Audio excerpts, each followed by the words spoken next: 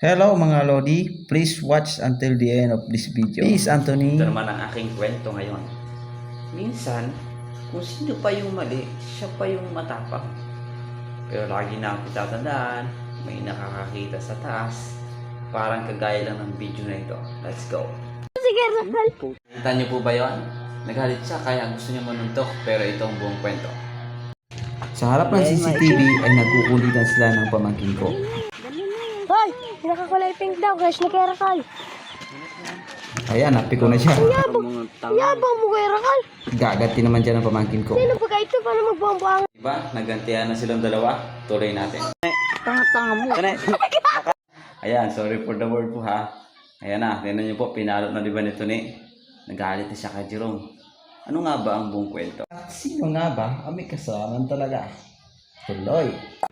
Uy, parang Inteng. Nakita mo ba kung sino talaga ang may kasalanan? Sige nga, ituro mo nga kung sino. Ayun.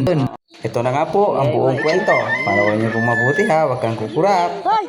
Nakakulay pink daw, crush na kay Rakal.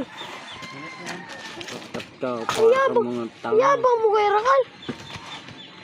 Sino ba ito? Paano magbuang-buangan sa akin? Naka-live yan.